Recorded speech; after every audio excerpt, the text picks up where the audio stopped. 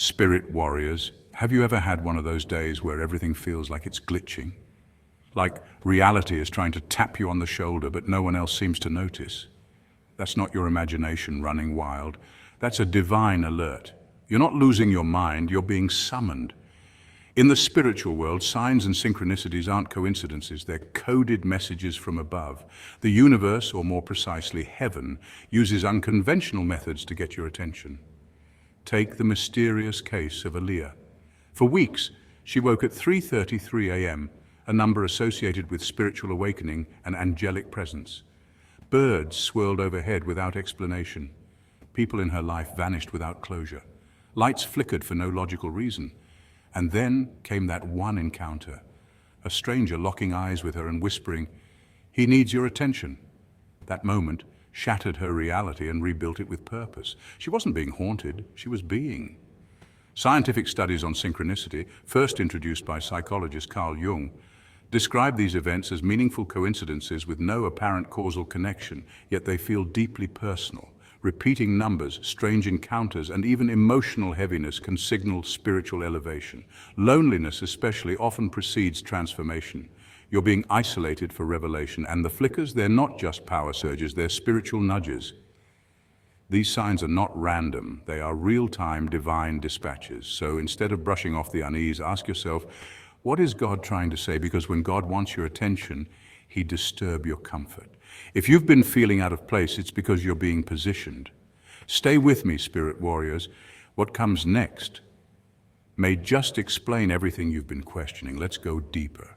Point 1, your environment is speaking, loud and clear. When the atmosphere changes, is God shifting your environment? Have you ever walked into a room you've known for years, your childhood home, your favorite hangout, or even your own bedroom, and suddenly it just feels off? It's not the furniture, it's not the lighting, it's not even the temperature, it's something deeper. Almost like the air has thickened, the energy feels heavy, your spirit feels uneasy, and you can't quite explain why. You try to brush it off, tell yourself you're just tired, or maybe you're imagining things. But what if you're not? What if what you're feeling is divine? What if that sense of discomfort is God's way of nudging you towards something new? Many people don't realize this, but God speaks just as loudly through silence as He does through Scripture. And one of the most overlooked ways He communicates with us is through our environment. In the Bible, God constantly guided people through geography and physical space. He moved Abraham away from his father's house, led Moses and the Israelites out of Egypt, and told Lot to flee Sodom.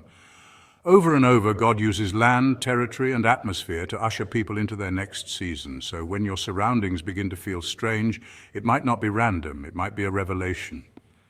Let's talk science for a moment. Our bodies and minds are sensitive to changes in energy and frequency. Environments can affect our stress levels, brain function, and even our immune response. When you're no longer aligned with a place emotionally or spiritually, your body can feel it before your mind understands it. You may begin to feel drained in places where you once felt energized. The people you used to vibe with suddenly seem to repel you. That cozy apartment you once called your sanctuary, it now feels like a prison. This isn't just psychological, it can be spiritual. Your destiny has an energy signature, and when you outgrow your current space, your spirit will know it before your schedule does. God often stirs up discomfort to prevent stagnation. Think about it. If the nest never became uncomfortable, the baby bird would never learn to fly. If Jonah hadn't been swallowed by the whale, he might have never made it to Nineveh. Uncomfortable environments aren't punishment, they're preparation. Now here's the part that gets interesting. The shift usually starts subtly. You may feel a sudden urge to declutter your room. You start canceling plans more often. The music you used to love doesn't hit the same. Conversations begin to feel forced. Your soul starts craving something more space, more silence, more clarity. This is God expanding your internal world in preparation for a shift in your external one. It's important not to ignore these signs. Most people get stuck because they try to hold on to expired seasons. They cling to comfort zones because they fear the unknown. But what if the unknown is the exact place your breakthrough is hiding? What if the very thing you're afraid to walk away from is what's keeping you stuck?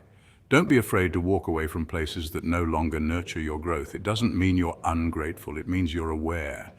When your environment starts feeling off, it might be because God is uprooting you from shallow soil to replant you in deeper ground.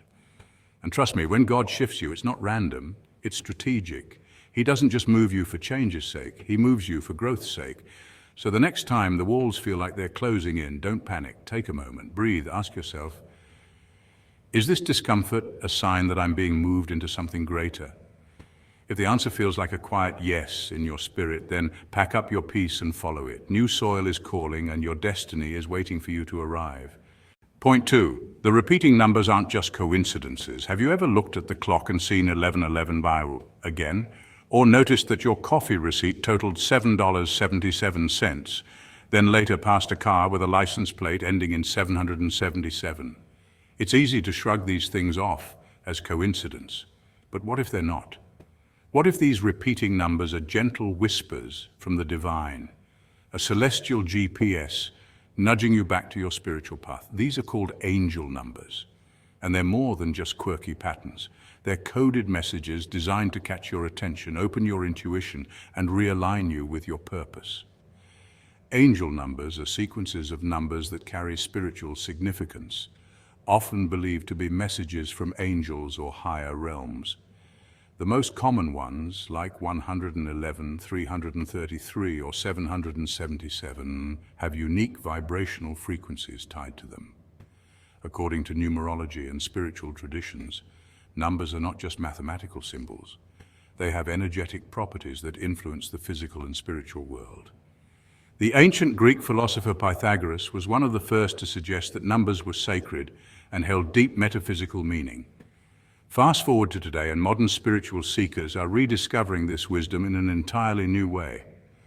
Let's break down a few of these divine signals. 1111, often seen on clocks or digital screens, is considered a powerful sign of alignment. Think of it as a wake-up call from the universe. It's telling you that your thoughts are rapidly manifesting, so be mindful of what you're focusing on. This number is often a sign that a new beginning is near, and you are being invited to step into a higher version of yourself. Spiritually, 1111 vibrates with the energy of unity, awakening, and spiritual consciousness. 333 is associated with divine support and encouragement. If you're seeing 333 repeatedly, it's a reminder that you are not alone.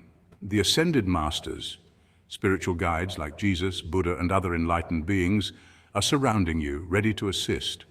It's also a signal to express yourself more fully, creatively, and authentically. Your voice matters and your message can bring healing. Then there's the mystical 777, which carries a sacred frequency of divine wisdom, inner knowing, and completion. It often appears when you're walking a spiritual path and need reassurance that you're exactly where you need to be. Seeing 777 might mean that your angels are applauding your growth, reminding you to keep going, because a spiritual breakthrough is near. But here's what makes angel numbers truly fascinating. They always show up when you're not looking for them. That's the magic. You could be scrolling your phone, checking your battery, and boom, 33%.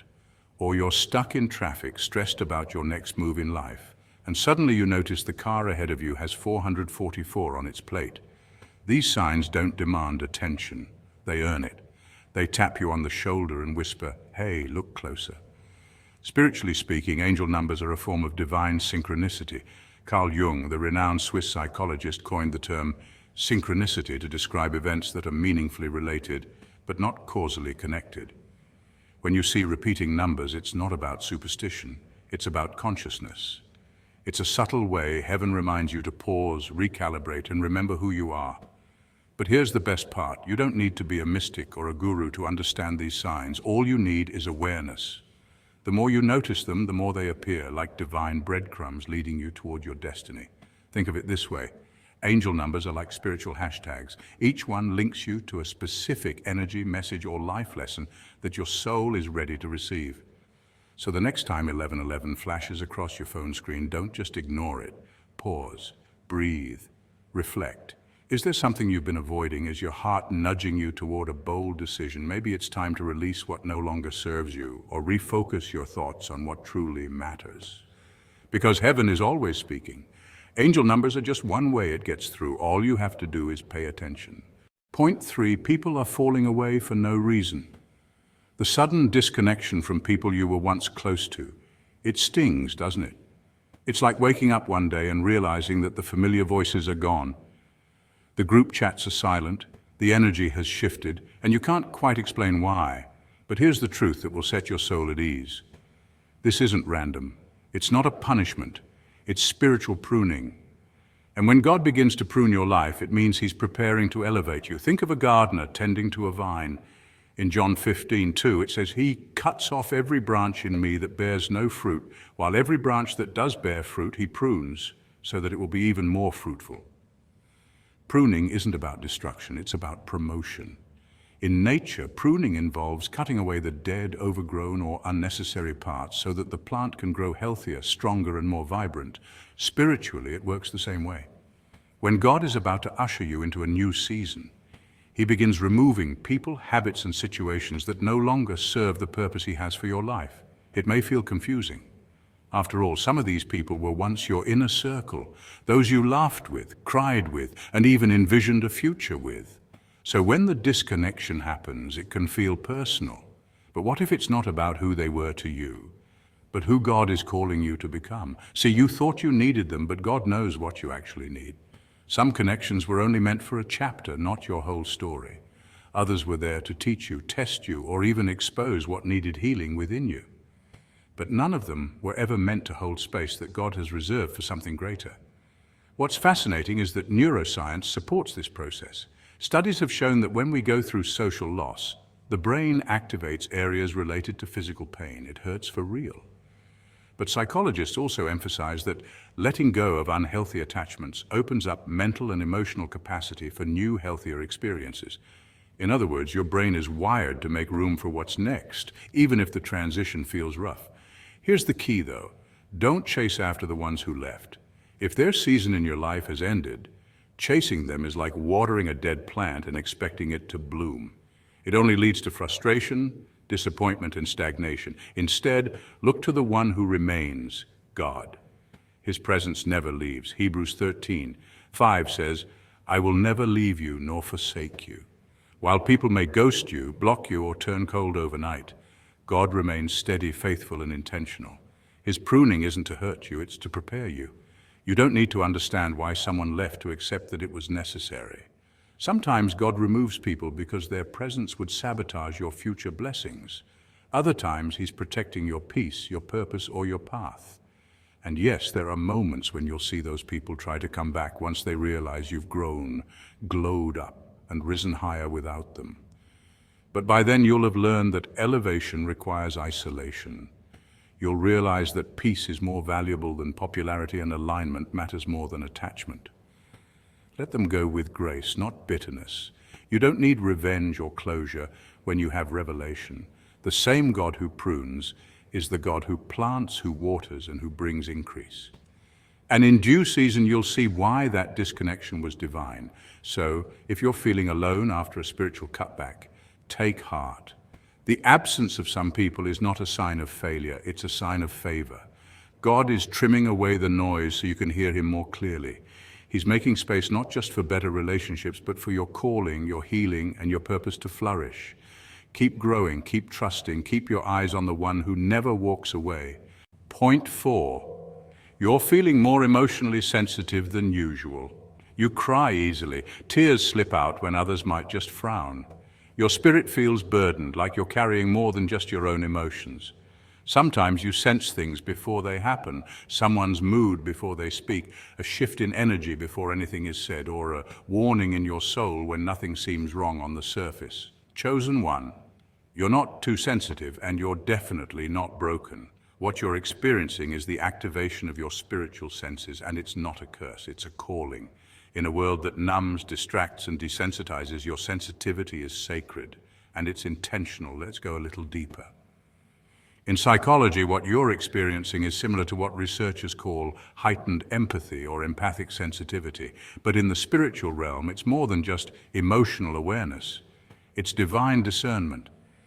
God is tuning your spiritual radar, not just so you can feel, but so you can hear, see, know, and respond to the spiritual frequencies others can't detect. That weight on your chest, that sudden sadness or joy that isn't yours, That's your spirit picking up signals that God wants you to notice.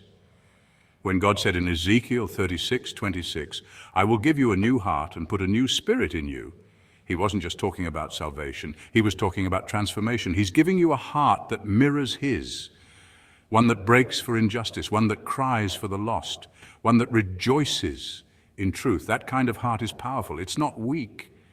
It's divine alignment. Have you ever wondered why you're so affected by the news, or why certain people just drain you, or why loud environments overwhelm you when others seem fine? It's not a flaw, it's a feature. You're a spiritual barometer.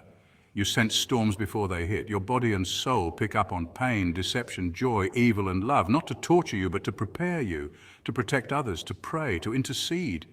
In fact, neuroscience shows that highly sensitive people often have more active mirror neurons, those little parts of the brain responsible for empathy and emotional intelligence. Spiritually, this is where heaven meets biology. You were designed to feel deeply, to carry burdens, and to love relentlessly, not because the world is kind, but because you are God's answer to the world's cruelty. But here's the thing. The world will try to shut that sensitivity down. People will call you dramatic, too emotional, or soft. They'll mock your tears and mislabel your discernment as paranoia. Don't fall for it. That sensitivity is a spiritual weapon. It's your radar. It's how you see what others can't, hear what's unspoken, and sense what's coming long before it arrives. The enemy knows that too, and if he can get you to numb that part of yourself, he'll dim your divine connection. Jesus himself wept. In John 11:35, the shortest and one of the most powerful verses in the Bible, simply says Jesus wept. He cried not because he lacked faith, but because he felt the weight of the people around him. His tears were holy. Yours are too. Crying doesn't make you weak. It means your spirit is alive and in tune with God. So don't numb it. Don't toughen up. Don't shut it down. Instead, embrace it. Protect it. Guard your heart, not by hardening it, but by staying close to the one who gave it to you. Because the more your heart aligns with God's, the more powerful, precise, and purposeful your life becomes. You're not too much. You're exactly enough. You're not broken. You're being built. Every tear, every ache, every strange hunch that ends up being right. That's the Holy Spirit fine-tuning your senses for the battles ahead. Chosen one, your sensitivity is your strength. Use it. Feel everything. And remember, the heart that breaks for what breaks God's is the same heart that can heal the world. Point 5. Your dreams are becoming more intense. We live in a world filled with noise, constant notifications, endless scrolling, and schedules packed from sunrise to midnight. Our minds are often so cluttered, so overstimulated, that we rarely find the stillness required to hear divine instruction during the day. So what does God do? He waits until we sleep.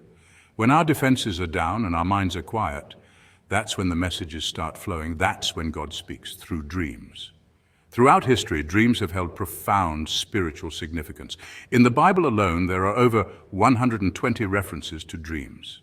From Joseph interpreting Pharaoh's dreams in Egypt, to Daniel decoding the visions of kings, to Joseph, Jesus' earthly father, being warned in a dream to flee to Egypt for safety. Dreams have been vessels for divine communication since the dawn of humanity, and they still are. But in our fast-paced, rational-driven world, many have forgotten how to interpret or even notice them. If your dreams have been vivid, symbolic, disturbing, or even strangely prophetic, pay attention. That's not just your subconscious on a caffeine bender. It could be a spiritual download. You may be receiving blueprints from the spirit realm, directives from heaven, or insight meant to protect, guide, or prepare you. God often bypasses our intellectual filters and gets straight to the heart of things through dreams. Why? Because in sleep we stop resisting. We're open, vulnerable, available. You might dream of a door closing, a snake hissing, a flood washing away your belongings, or even flying over mountains. These aren't just random movie scenes stitched together by your mind. Symbolism is heaven's poetic language. A door closing may signify an opportunity ending. A snake could represent deception. A flood might be a cleansing or a warning. Flying, that could indicate spiritual elevation or freedom. The meanings are deeply personal and spiritual. But here's where most people miss the mark. They dismiss their dreams as weird or just stress. Big mistake. Many great thinkers and visionaries credit their dreams for major breakthroughs. Albert Einstein claimed that the theory of relativity came to him in a dream. Paul McCartney dreamed the melody to Yesterday. Even Elias Howe, inventor of the sewing machine, dreamt of native warriors with spears that had holes in their tips. And that's how he got the idea for the sewing needle's eye. Imagine how many divine instructions we've shrugged off just because we didn't write them down. That's why keeping a dream journal is essential. The moment you wake up, write everything down. People, colors, emotions, locations. No matter how strange it seems. Over time, patterns will emerge. Recurring themes, warnings, or guidance will become clear. You may realize that your dream about a burning building was a sign to leave a toxic environment, or that the lion chasing you wasn't fear, it was your untapped courage trying to catch up with you. Also, don't underestimate the disturbing dreams. Nightmares often shake us awake for a reason. They can be divine warnings, urgent messages meant to snap us into spiritual alertness. Instead of waking up in fear, wake up in inquiry. God, what are you trying to show me? Then listen. Your dream life may be the most unfiltered conversation you're having with the divine. Think of it as encrypted mail from heaven. Not everything will make sense at first, but with prayer, discernment, and journaling, the code starts to crack. You start to see patterns, you start to understand, and suddenly you're no longer just sleeping, you're receiving, you're aligning, you're building. So the next time you wake up at 3:33 a.m. after a bizarre dream, don't just roll over and fall back asleep. Grab your pen, start writing. Heaven may have just dropped a blueprint into your soul. Point 6. Random delays and interruptions keep happening. We've all had those days where everything seems to go wrong. You overslept by 5 minutes and missed your bus. Your flight gets cancelled at the last minute. Your phone glitches just when you need it most, or the Zoom link for your big meeting mysteriously won't open. On the surface, these feel like irritating inconveniences, tiny disruptions in your otherwise carefully planned day. But what if they're not accidents? What if they're divine redirections? Life doesn't always go according to our schedule, and thank God for that. Because sometimes when you miss that bus, or get stuck in traffic, or your plans fall through, it's not just bad luck or Mercury retrograde. It's protection, it's guidance, it's God intervening with a gentle or not so gentle hand, pulling you away from something you can't see, but He can. Let's break it down. Have you ever heard of the Baader-Meinhof phenomenon? It's a cognitive bias where something you just learned about suddenly seems to pop up everywhere. When applied spiritually, it means once you begin to tune into divine signs, you start seeing them more clearly. That missed bus? It may have spared you from being in the wrong place at the wrong time. That tech glitch that delayed your meeting. Maybe it was stalling time until something better aligned. Sometimes divine intervention isn't loud and dramatic. It's subtle, quiet, and wrapped in what feels like a hiccup in your day. There are countless real-life stories that support this idea. People who narrowly avoided being in a car accident because they were running late. Others who didn't board a plane that ended up in tragedy because of a delayed passport or last-minute decision. One woman shared that her laptop crashed just before she signed a business deal she later discovered was a scam. What looked like sabotage at the time turned out to be salvation. Spiritual traditions across cultures point to the idea that the universe or God speaks through disruption. In Christianity, Proverbs 3:6 says, "In all your ways acknowledge Him, and He shall direct your paths." Not you shall direct your path, He will, which sometimes means closing doors or rerouting your GPS, even when it's inconvenient. But let's be honest, divine redirection rarely feels divine in the moment. It feels like frustration, disappointment, and chaos. That's where faith comes in. Faith is trusting that the delay isn't denial, it's design. It's believing that what's falling apart might be falling into place in a way your human eyes can't yet see. There's also a deeper lesson here. Sometimes the delay is designed to pause you. When your schedule is packed, your energy drained, and your mind racing, God might throw a wrench in the works, not to punish you, but to get your attention. Missed appointments can be sacred space. A cancelled plan might be divine permission to rest, reflect, and realign. In a world addicted to speed, stillness is often the holiest rebellion. So the next time your tech breaks down, your plans get cancelled, or you feel like life just tripped you up, pause, don't panic. Ask yourself, what might I be being protected from? What lesson is trying to find me here? Maybe that broken Wi-Fi is the only way God could get you to stop scrolling and start listening. Maybe that missed train saved you from a wrong turn in more ways than one. Disruptions are not always the enemy. Sometimes they're disguised blessings. Heaven's way of rerouting you from danger or disobedience, or simply redirecting you toward purpose. Don't curse the detour, embrace it. Because while you're fuming at the missed bus, God may be smiling knowing He just saved your life. Point 7. You feel called to isolation. You don't want to go out. Parties feel like noise. Conversations feel like background chatter to a song your soul no longer dances to. It's not that you're antisocial or suddenly turning bitter. You just feel disconnected. But not in a hopeless, empty way. More like your spirit is longing for something deeper, something real. And here's the truth most people miss. This isn't depression. It's divine preparation. When God is about to do something powerful in your life, He often pulls you away from distractions. Just like a sculptor removes excess stone to reveal the masterpiece within, God strips away the noise, the chaos, and the shallow to shape your spirit. Moses spent 40 years in the wilderness before he was ready to lead. Jesus was led by the Spirit into solitude for 40 days before launching His ministry. These weren't times of despair. They were sacred pauses for divine downloads, and now you're being called into that same wilderness. In a world obsessed with constant stimulation, notifications, invites, opinions, and filters, choosing solitude can seem strange, even alarming. But solitude isn't loneliness. Solitude is space. Space for clarity, space for healing, space for revelation. Neuroscientific studies have shown that solitude improves creativity, strengthens memory, and increases empathy. It allows your brain to process deeper thoughts and your spirit to tune into whispers that can't be heard in crowds. So if you feel a pull to isolate, not out of sadness, but out of spiritual hunger, don't fight it. Lean into it. That discomfort you're feeling isn't a breakdown, it's a breakthrough in disguise. God isn't hiding from you, He's calling you closer. When He wants to speak directly to your soul, He doesn't shout over party music or interrupt gossip-filled conversations. He waits until you're quiet, until you're ready, until the world has faded enough for heaven's voice to be clear. This is your wilderness season, not a punishment, but a process. Stay present in the silence. Trust it. Something divine is being formed in you, and when it's ready, you won't return the same. You'll return with purpose, just like Moses, just like Jesus, just like the chosen always do. Spirit warriors, every moment of unease in your life may feel like resistance, but it's actually divine guidance in disguise. Your discomfort isn't a curse, it's a spiritual nudge, a sacred summons pulling you toward your higher path.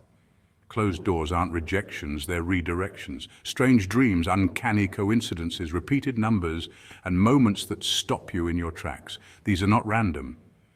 They are subtle broadcasts from heaven, whispering, chosen one, it's time. The universe communicates in patterns, symbols, and synchronicities, but only the spiritually awake notice. That's why this message found you. Pause, reflect. Ask God with intention, what are you revealing to me? When you tune in, reality no longer feels random, it becomes a sacred map. Walk forward with faith because you're not just living life, you're answering a divine call. Stay alert, stay wise, and always remember you were chosen for this journey.